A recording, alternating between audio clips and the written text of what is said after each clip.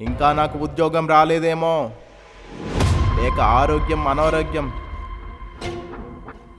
ఇక నయం కాదేమో, నా కుటుంబం కట్టబడదేమో, నా కొడుకు మారడేమో, నా భర్త మారడేమో, నా బ్రతుకు ఇంక ఇంతేనేమో ఏమో అనేటటువంటి భయము గుండా ఒకవేళ నువ్వు వెళుతున్నట్లయితే వాస్తవం గ్రహించు. ఏమిటి ఈ వాస్తవం? ఏమో అనేది అనుమానం. దేని గురించి నువ్వు భయపడుతున్నావో, ఏమి జరిగిపోతుందని అనుకుంటున్నావో దయచేసి విను. అది జరగకుండా నా దేవుడు ఆపుటకు చాలినవాడు. ఏలియా చచ్చిపోతాను అంటున్నావు, లేదా యెజబెలు చంపేస్తుంది అంటున్నావు. అసలు విషయం తెలుసా? నీకు ఏంటి ప్రభువా అసలు మరణమే లేకుండా చేయబోతున్నాను. ఏలియా జీవితంలో దేవుడు మరణమే లేకుండా చేశాడు. అది దేవుడు కలిగి ఉన్న ఉన్నతమైన ప్రణాళిక. మరణమే లేకుండా దేవుడు చేస్తుంటే ఏలియా ఏమనుకున్నాడు?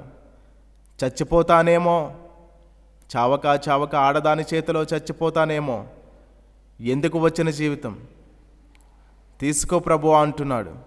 డిప్రెషన్. ఈరోజు మన మధ్య ఎవరైనా ఉన్నారా? డిప్రెషన్ గుండా వెళుతూ, ఓటమి గుండా వెళుతూ, ఆర్థిక సమస్యల గుండా వెళుతూ, అనేక ఆపదల గుండా వెళుతూ, అనారోగ్య సమస్యల గుండా వెళుతూ, నా పరిస్థితి ఇంతేనేమో, ఇక నా జీవితంలో మంచి రోజులు చూడలేనేమో, నా జీవితంలో కన్నీరు తొలగదేమో, నా కుటుంబం కట్టబడదేమో ఏమో. దయచేసి క్రైస్తవ్య జీవితంలో ఏమో అనేది లేనే లేదు. ఎందుకంటే అసాధ్యాలను సాధ్యపరిచే దేవుడు మన పక్షమున ఉన్నాడు. నువ్వు విశ్వసించినట్లయితే మోకరిల్లి ప్రార్థన చేద్దాం. మహాపరిశుద్ధుడైన ప్రేమ కలిగిన తండ్రి, సూటిగా స్పష్టంగా మాతో మాట్లాడిన నాయనా, మీ వాక్యముతో దర్శించినందుకు వందనాలు, స్తోత్రాలు.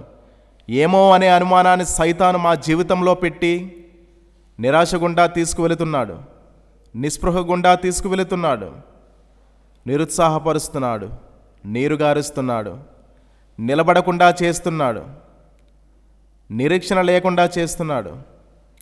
అయ్యా, ఎవరెవరైతే ఈ సమయంలో నా పరిస్థితి ఒక్కసారి చూడు నాయనా, ఎడారిగా మిగిలిపోయిన నా జీవితంలో సెలయేర్లు ప్రవహింపచేయు నాయనా, అరణ్యంగా మారిపోయిన నా జీవితంలో అద్భుతమైన దారులను చూపించు నాయనా, బలహీనమైపోయిన నా శరీరాన్ని బలపరచుము నాయనా, కుప్పకూలిన కుటుంబాన్ని కుప్పకూలకుండా సహాయము చేయు నాయనా, ఆరిపోయిన ఆర్థిక వ్యవస్థను ఆశీర్వదించు నాయనా.